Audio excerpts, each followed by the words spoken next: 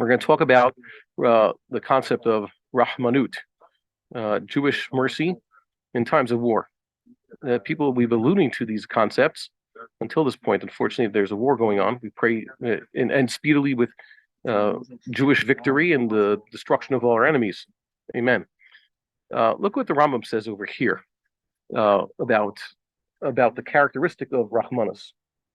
He talks about the makeup of a Sanhedrin. Here it says this is a Sanhedrin 2-3 of the Rambam, not the Yerushalmi. Okay, there's also Yerushalmi 2-3. No, I'm talking about the Rambam. He says here, Ein ma'amidim b'chol Sanhedrin lo zaken muflag bashanim v'lo saris. We do not place in a Sanhedrin. By the way, a Sanhedrin doesn't just mean the High Court of 71. It means a court of 23 of a locale. Not someone who's too old. That's muflag bashanim v'lo saris. A saris is a person who is a eunuch. Sometimes a saris means it's because they castrated him, but sometimes it means he does not have reproductive capacity because there's something wrong with him. Like usually there's something hormonally wrong, whatever it is, but he is incapable of producing children.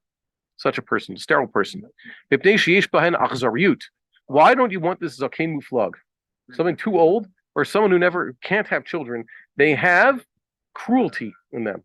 They can't serve as judges because they're cruel. What, they're cruel? You think they're mean to people? What's going on? What cruelty is? Below me, banim, or just someone who's childless.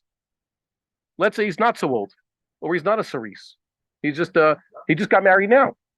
27-year-old man just got married. You think he doesn't have the necessary qualification here. He doesn't have children. Kadeshiyeh Rahman. Okay? These two first ones we described have achzariyut. They've lost their capacity to have children. So now they have a cruelty. What it means, but by the way, when we say a Jew is cruel, he's probably still more merciful than the most merciful Gentile. Okay? And this other fellow who has yet to have children, also, he doesn't have that mercifulness. Rashi, right there in Sanhedrin, Lamed Vav Beis, explains what's wrong with the old person. He says, Sheshachach kvar tsar gidul banim ve'eno rachmani v'chein saris. Maybe they had some mercy or some capacity for it. This person's too old. He's become too much of a grumpy person. He's already a great grandfather's age. I think Makbili points out, Rav Kapach says basically 90 years old. Okay? Once he's no longer capable of having more children, he gets really grouchy. And by the way, I've seen this. I've seen old people really get excited about becoming grandparents. 30 years into being grandparents, they have much less excitement of new grandchildren. And I've barely ever seen people excited about great-grandchildren. You know, Rabbi Yashiv saw 6 generations or something like that.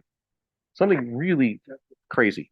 And he had the exponential increase of the children also. Remember, they live in a nice from society. So he had as many children as possible, and then things got better, and everybody's having 10 kids. After 6 generations, he had thousands of descendants. He did not know half his descendants, never met them. They said, oh, your great-grandson's wedding is happening. He's like, which one? You're like, oh, I'm not attending. And like, no connection whatsoever. And this is something I've seen. I've also seen this among family already. You know, I know people who are zochet to become great-grandchildren decades ago, and they're already, they care for they like their children very much. And their older grandchildren, they're also close to. But beyond that, there's very little connection. By the way, we just saw this list of the patriarchs. We saw 20 generations from Adam to Avram Avinu. A lot of those generations overlapped.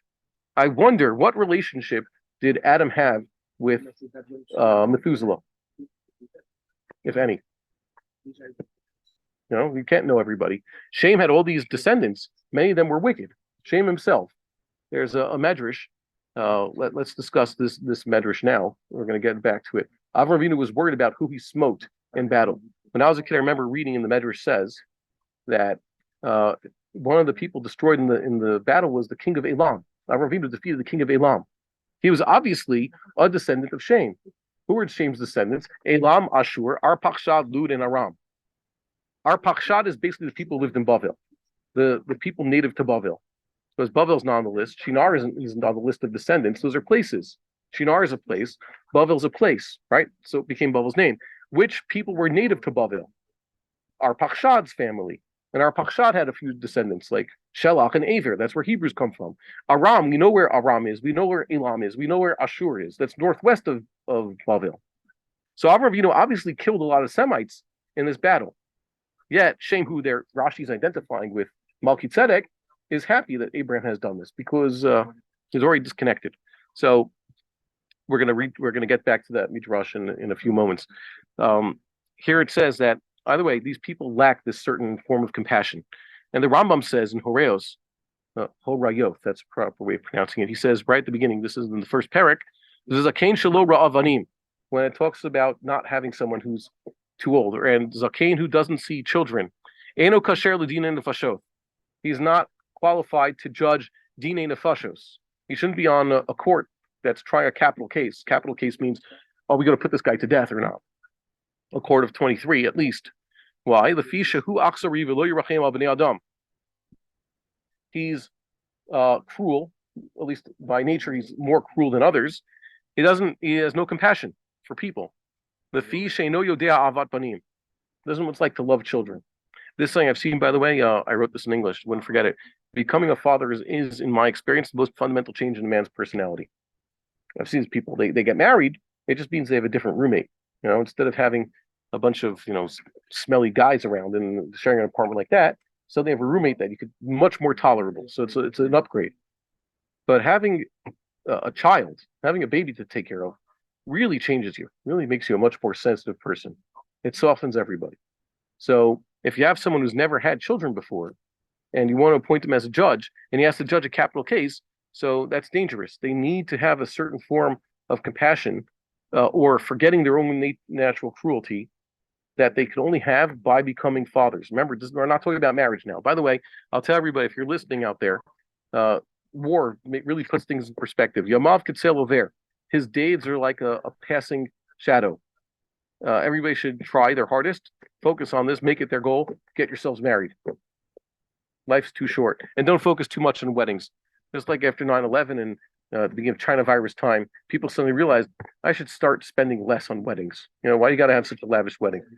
Take that money if you have it, so that you get yourself better living conditions. You don't need to go all out on a wedding. It's more about the marriage. Remember, marriage and not the wedding. Okay, so here's Ilchos Sanhedrin. The Rambam brings an exception to this. You have a person who's what's called a Mesith. What's a Mesith? A Mesith is a person who tries to convince other people to worship idols. You have your brother or close friend comes over to you, says, "Hey, you want to come? There's this gathering on Sunday morning. It's a little bit Christian, all that. It's at a church, but people, it's very friendly and all that. They have a sort of kiddush afterwards. That's a guy. That's what we call a mesith. And it says a mesith, you should not have compassion for him. So Rambam points out some halachas taken straight from Shas over here. Umo shivim bidino. By the way, the mesith is a capital case. Okay? It's a type of capital case. He's tried. He might get the death penalty for what he's doing. Umo moshivim bidino. Okay? At his trial, who do we put as judges? Saris v'zakein u'mishein lo banim. Some of those who are disqualified from capital cases because they lack this sense of compassion. They're crueler than other people. Suddenly, no, you can bring in a saris, this person never going to have children. You bring this person who's too old to have children. You bring in this youngster. Okay, by the way, I know some very phenomenal young men, great Talmudic minds. They'll be great fathers. They'll be great rabbanim. They have all this potential, and they could probably even qualify to sit in Beis Din now. They know Choshen Mishpat cold. And hopefully Yoredea too. So they can't try a capital case. They've yet to have children. Kedei shelo yirachamu alav. The whole point is that they not have mercy. The Mesias has to be treated. They have to throw the book at him. They have to be prepared to throw the book at him. Shehachzariyut al elu shemat'ina ta'am achar hahevel. Cruelty to those who are trying to mislead the people, trying to bring them into the path of nonsense. The hevel, avodah zarah is hevel. Rachamim hi ba'olam. That's actually being merciful. If we could get rid of people like that, we're having compassion on the rest of the world. Putting the Mesith to death will cause God to relent from his flaring anger, and he will give you mercy. Natan lecha rachamim has two interpretations, right, from Pshat. Means God will be merciful to you, or he will give you the capacity to be merciful. Sometimes you have to kill in order to be merciful, which brings us to important passages here in Mor Nevuchim. Look in Gimel Lamed Hey. this is the third part more Nevuchim. There, the Rambam starts to talk about Tamei mitzvos and how he broke up the mitzvahs into different categories. Why? Because he wrote a Mishnah Torah. So the Moreh Nevuchim was written after he had finished the Mishnah Torah. And in Moreh Nevuchim is basically a long letter to one of his Talmidim explaining, wink, wink, a lot of ideas. A lot of it is wink, wink. You can only understand the Rambam because there are contradictions there. Those are all wink, wink. Like Rambam's trying to, you have to read between the lines and understand really what he's saying or have the decoder. And the Rambam I'm wondering, he said to people not to explain the things that he left cryptic. He wanted them to leave cryptic, which is strange because over there we have a bookshelf with 5 different editions of Moreh Nevuchim, with different commentaries explaining you all the cryptic passages, what the Rambam really meant to say, which is really not what the Rambam wanted, but whatever. So some things he says explicitly, and there he's talking about the meaning behind the mitzvahs. And he talks about over here, the 6th category is the commandments relating to punishments. Kigon din ganav gazlan, the law of thieves and robbers. Vidin edin zomim, the law regarding the scheming witnesses. Virov ma minu b'sefer shoftim, and most of what we discuss in Sefer Shoftim, which I do not have in the stack of Rambams over here, it's over there on the bookshelf. With toelet elep pshuta v'ra, the purpose of these commandments is pretty simple and pretty clear. Lefi she'im lo ye'anesh hamazik. If the damager, someone who causes damage, is not to be punished, lo yistalku hanazakim klal. We're not going to get rid of damage. If we don't punish damagers, so they'll just be encouraged to continue doing what they're doing. We have to have some sort of deterrence. See, those who are plotting to do bad will not be deterred. You have to deter them. Velo kikalut da'at. Oh, kalot da'at. Okay, these people of light mind. Okay, Rambam's using a nice term here. I don't know. This is the Kapach translation. Maybe he's saying it sounds a little harsher in Arabic. Mi shedima kis nichat onashim rachamim al bnei adam. Okay, so people imagine that somehow getting rid of punishments. Let's not punish. Let's care for people. We used to do capital cases. Let's just do lashes. We used to do lashes. Now we'll imprison them. We used to imprison. Now I'll give them community service. Okay, that's compassionate on the criminals, right? We're more compassionate now. I think in the European Union, don't do if they do something dafka in the European Union, it's a simon that don't do like them. If they have an idea, we're not going to get rid of the death penalty.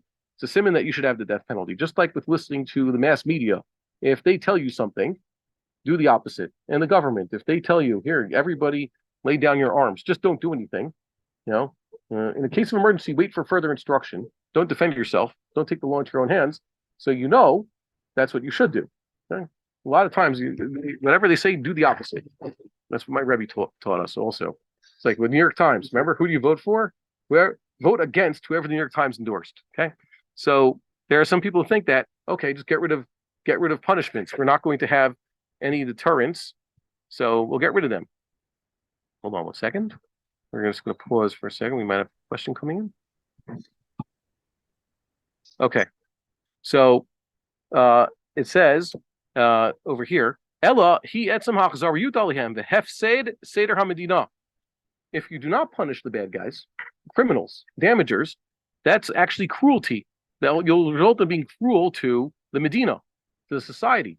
Medina, in when the Rambam uses it, he means not necessarily the state, but the city. Okay, that's used to be most politics and law and order was local. Should have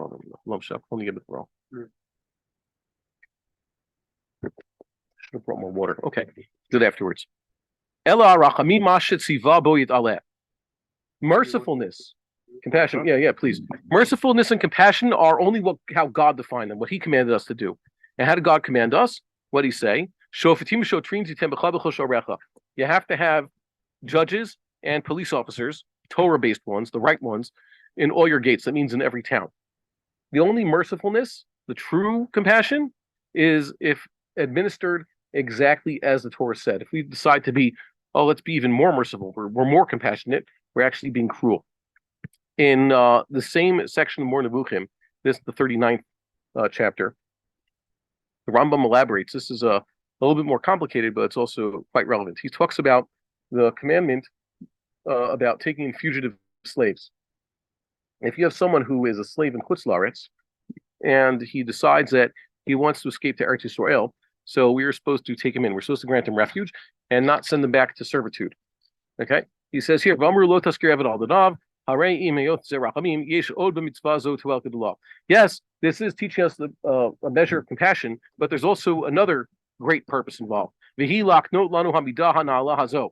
It's trying to get us to develop this character trait, very important character trait, which is Kolomar. We should give sanctuary to someone who seeks our sanctuary, and we should protect him. And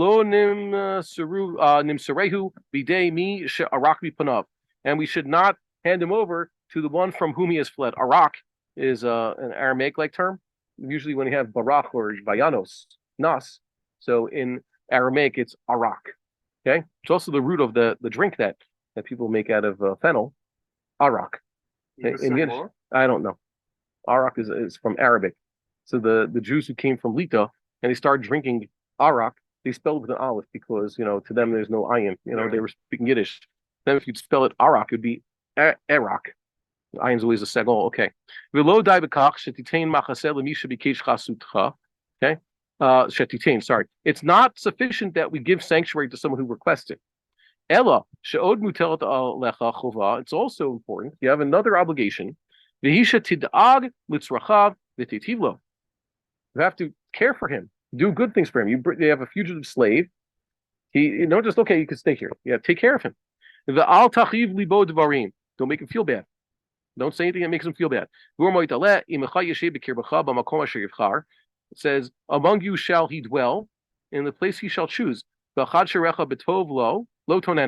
somewhere within your gates, wherever he wants. Is the same term used for God choosing the Beis Hamikdash, by the way. So this Gentile slave, who's a fugitive from somewhere, decides he wants to come to Eretz Yisrael and be free. So, we're supposed to help him. He wants to live in Herzliya, so that you help him live there. Lo tonenu, do not afflict him. V'inei, or press him in this case. V'inei kavad din zeh b'fachot shebivnei adam v'anamuch shebehem b'ma'ala. This din applies to the person who's the lowest caste. Caste. And he's the lowest rung on the socioeconomic ladder. He's a fugitive Gentile slave from Chutz La'aretz, comes among us. He might be illiterate, have absolutely no money to his name. Maybe he probably even came without a shirt. Okay, so and he's the lowest among everybody. The hu ha'eved, he's the slave. Kol shekein im vakesh chasutcha adam ram hamala. Kal v'chomer, if someone who's actually from some higher level of society comes and asks us for sanctuary, kama mutal alecha shetaseh lebano. How much more so you have to do for him for his sake? Okay, that's what you're required to do. But and opposite this commandment, we have she'ish hazadon v'harasha. Let's say you have the person who's wicked. Zadon means he's purposely wicked. He knows what he's doing. Okay? Not maybe a tinok shenishba. Zadon and rasha. Ein bikesh chasutenu ein notim lo machaseh. If such a person comes to us, right, and says he wants refuge, we should not give it to him. Let's say you have a mobster who's been involved in all sorts of crimes and killing people. Like I think there was a famous mobster. They made movies about him, fictionalized versions. He wanted to run away to Israel. How many people did he kill in his lifetime? Yeah, but he's another Jew. Now it's not fair that he'd be put on trial in America. Well, not necessarily. Like he's a criminal. Okay? All of them were involved in bloodshed. Ve'ein merachamim alav. We have no compassion for him. Ve'ein porkim alav chuva klal. We do not remove his chuva. If you had a person who was a child molester, let's say in Chutz La'aretz, you do not grant him asylum here in Israel and say, well, we have to take him in. If this person is done such terrible things, we're not being compassionate by saying, oh, but he's a fellow Jew, he's being persecuted. He was, especially, this was an incredible thing. This happened. American child molesters, Australian child molesters tried to run away to Eretz Yisrael. They had molested other Jews. Their victims were Jews. So people said, good from person, and then we have to give them a, sanctuary and asylum, amnesty, whatever it is, protect them here. No such thing according to the Rambam. Let's say this person is actually pretty high up on the totem pole. No mercy for him. This is part of the implication Even if you have a person who's deserving of the death penalty for killing, the Torah says hyperbolically, but they also take this literally in some cases. Even if he's standing on my altar, he's a Kohen in the middle of the service, the temple service, you should take him out to be killed. If he's definitely guilty of some sort and he's holding on to the altar because the altar acts like an ir miklat for certain people. Certain people do have the right to ir miklat. How does ir miklat work? When a person has brought about the death of another person, he runs away to ir miklat. That way the Gol Adam can't hurt him. But he is to be put on trial. The Beis Din has to make the determination, maybe he's actually fully exempt. It really is not his fault. And there's no Gol Adam, no one's allowed to touch him, he goes home. Sometimes the Beis Din determines that he was negligent to a certain extent, and he has to be returned to the ir miklat, because if he walks out of ir miklat, the Gol Adam will be justified in killing him. And sometimes the person is actually so guilty that we don't give him to the Gol Adam, we don't send to ir miklat, we kill him because he is the type of person who's brought about the death of another person. Three different circumstances. But the point is, sometimes a person has gone to ir miklat instead of the altar, and he's waiting there, so sometimes we have to take those people out to be killed. We can't say altar doesn't really help you. And also, like I said, the Kohen, some of you have an actual Kohen saying, well, in the Beis HaMikdash here, I'm holding on to the altar, I'm in the middle of the service. No, if he's guilty, he has to be put on trial and put to death. This person has asked for God's sanctuary. He's holding on to an item, a holy object that has God's name upon it. It means it's dedicated to God's service. The altar is called God's altar. Temple is God's house. Velo natan. God did not give him his sanctuary. God knows who's guilty. Ela tziva l'mosro bidei hamimuneh al hatzedek asher barach milfanov. He's commanded us to hand him over to the one who is mimuneh al hatzedek, appointed to oversee justice, from whom this man has fled. How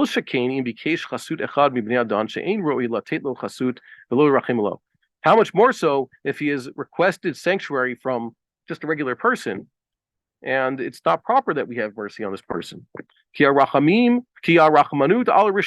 an important line: mercy upon the wicked, hamashchitim, they're the ones who are destroying the world. Okay, the aretz nishchata. What was the crime? Whatever it is that the Dor HaMabul was doing, aretz nishchata. They were destroying the world. Having compassion on these people who are destroying the world, any form of compassion on them, is a form of cruelty. It's always people who have this. There was a case. I saw this was discussed. One Rav to whom I was asking Shilas had this a person. He wrote a message to quite a few people, asking the same question I was thinking about yesterday, where there was a case where the army had fugitive bad guys captured, blindfolded and handcuffed, and they brought them through this yeshuva. Really? Yeah, and they put them at the traffic circle right near the pizza place. They let them sitting there in the sun with their hands tied up and they're blindfolded and everything. They were there just like sitting and waiting to transport them, I guess, to wherever it is they're going to beat them and interrogate them before releasing them again. It's kind of weird, but whatever. I don't approve of what they're doing. I didn't get in their orders. So I thought, if one has a chance, really, all these people are chayiv misa, and we're at war. You should kill them. Would I have the guts, if I'd seen this, would I have the guts to have run at them and somehow done whatever I could to bring about their deaths? And just thinking about this, I'm wondering myself. I've never held a weapon in my life, never done anything of extreme violence. Do I have the capacity to do such a thing? And it turns out the rabbis ask the same question. Do we have you captured the enemy? Aren't you just supposed to summarily execute them? Do you even have that in you? I'm sure that the Russians do that with their prisoners, right? And they're not involved in a war against a genocidal enemy. So yeah, I don't know if you pray to God that if it came to this, if you were forced to choose between your life and worshiping idols, choose between your life and doing one of the cardinal sins, you would choose correctly, right? You would dial Kiddush Hashem. Do you really have the fortitude for that? I don't know. That's why we pray. We pray every morning that God not bring us to a test. We do not wish to be tested, lest we fail, right? So this is the question. Are you prepared to be as, quote unquote, cruel as the halacha demands? Just to know, if you are not, if you're saying, oh, I'll hold on to him, take him prisoner instead, you're actually being cruel. That's what the Rambam says here. By the way, what the Rambam is saying is said by the sages beforehand. Ella heim amidot hamuzanot bli safek. Okay, these are the proper the balanced character traits. Remember, Rambam talks about the shvil hazahav. You should always be moderate in all the character traits fall on spectrum. You go from the person who's super calm all the time to the person who's super angry. You go from the arrogant all the way to the humble. You go from the person who's a spendthrift all the way to the person who's the biggest Scrooge. It says in all these midas, these spectra, you should be right in the middle, except with regards to the arrogance and the anger, in which case a person should be exceedingly humble and far from anger. But every other character trait on the spectrum, a person should aspire to be in the middle. So he's really saying, how do you moderate yourself? See, this is part of the thing. God told us good statutes, good laws. God gave us the Torah. They're good. They're going to teach you how to be moderate. It's not like the midos of the fools. Right? Midos, like we say in Yiddish, character traits of the fools. Okay, they think that these are laudable character traits. Some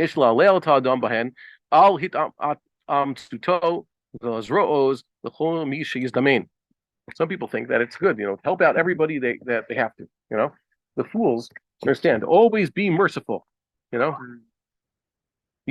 or Ashuk. Doesn't matter if he's the Oshek or the Ashuk. Doesn't matter if he's the person who's the ripping people off or he's the one who's gotten ripped off. They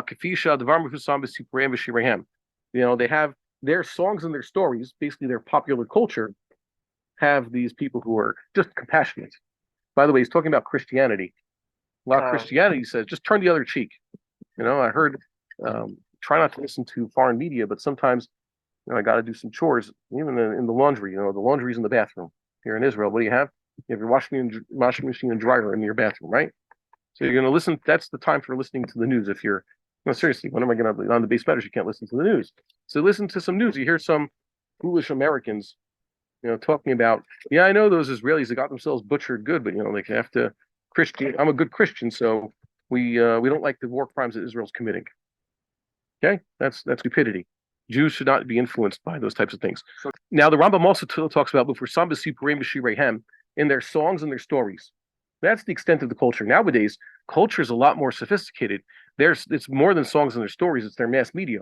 It's the TV and the movies also. Nowadays, I don't think that TV. Probably sound like an old person. Nowadays, no one watches TV, right? It's all streaming, right? Yeah.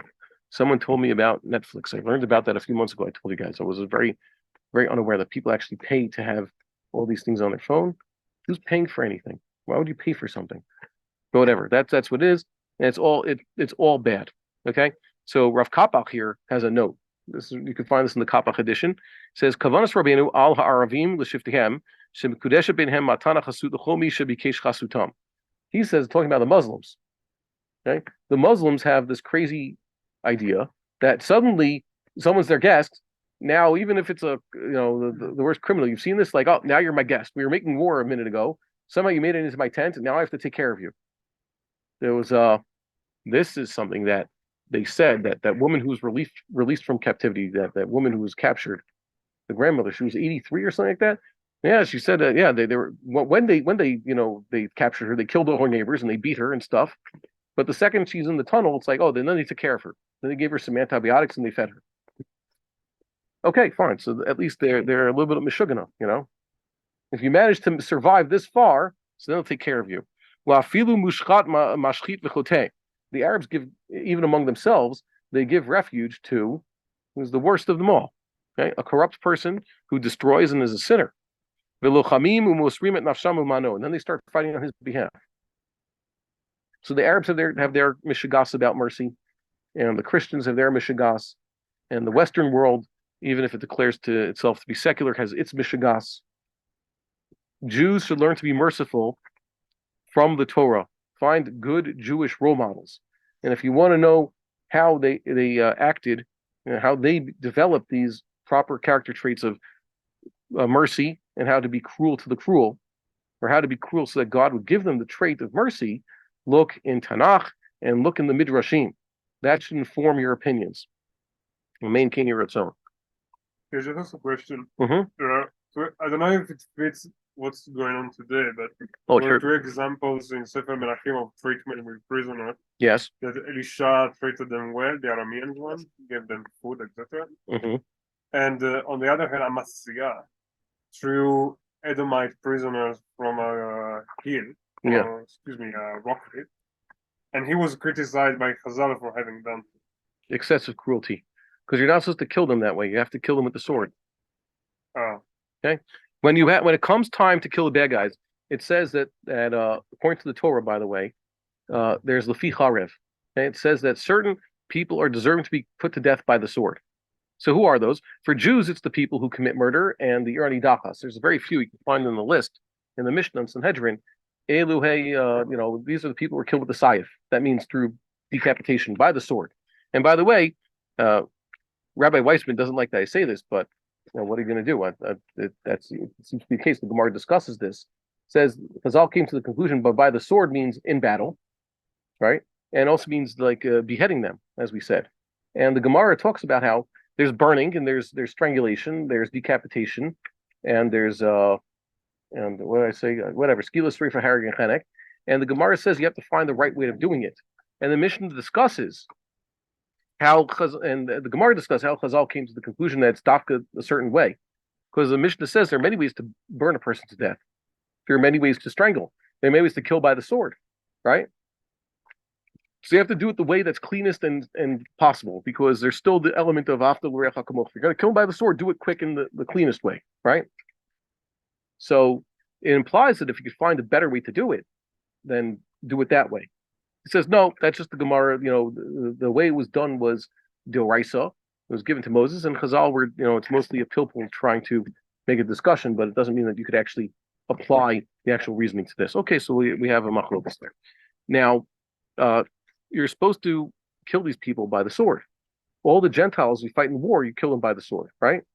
That's really what it says. And also, for Bnei Noach, the rule is, for Jews, there are many different punishments. There's malchus, there's skilas, reifa, harag, and chedek, depending on what they did, and even the act of adultery depends on the woman's status. There's sreifa, chedek, and skila, if it's not a bsula or bas kohen, right?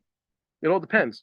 The ne'aragim, Elohim ne'aragim, the ones who were killed by the sword, are very few in the Torah. Yeah, Anshe Ne'aragim and Gentiles.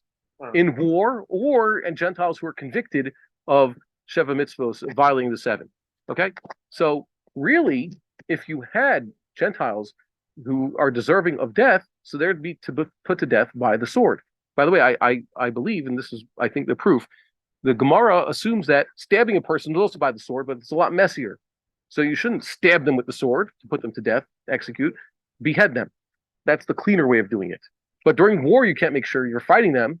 Remember, war is done with the sword, also with spear. It's also metal. Most of them are done by slashing and stabbing. Sorry to tell you this. What about guns? Does that mean Jewish soldiers, because they're supposed to kill their enemies by the sword, should be using swords or bayonets instead of rifles or grenades? So the answer is killing with a rifle or grenade is also the same thing, the way this Gemara says. It's a different form of killing with metal. Okay? So really, that's what you should do. You should put them to death by firing squad, or like I said, decapitation, a normal way of killing. To torture the enemy combatants as a way of killing them, or enemy prisoners who are deserving of death by giving them skila, is wrong. The Torah doesn't prescribe that. Even Agag, okay, the Amalekites killed by Saul and by David were put to death by the sword. They were fought in battle. Agag himself had been captured. He should have been put to death by the sword right then and there. So they allowed him to live. So Shmuel and Avi taught us, no, use a sword, vayishasef, from the word sayif. He used a sword to kill him. He didn't make a spectacle of it. He didn't torture him. There are many ways you could prolong his death. They could have done things to him that terrible. No, he killed him with the sword. So that's the problem there. And as for what Elisha Navi did with the Arameans, perhaps they were not deserving of death. Either way, it seems that was a Horah Shah, because also he brought them into Shomron, right? It says there was a miracle. He blinded them and he led them into Samaria, right? He led them in there. And the king's like, oh, we have to kill him now? He's like, no, they're not combatants. Remember, he said that. You didn't do this to them. You read the pasuk there? It's something like you didn't win them. Yeah, yes. They're not enemy combatants. Why are you trying to kill them? That's why he didn't kill them. Okay, can't just kill Goyim. Okay, they rise up against you, but he was the one who blinded them. Remember, once they were blinded, that should have been it. He could have sent them home, but whatever. So we can't bring a raya necessary for what Elisha did in that particular case. If that answers the question. We would like to encourage our viewers to share these videos with friends and send in your responses. If you would like to obtain Birkon Nusach Eretz Yisrael or invite the rabbi for a speaking engagement, please email us at office@machonshilo.org.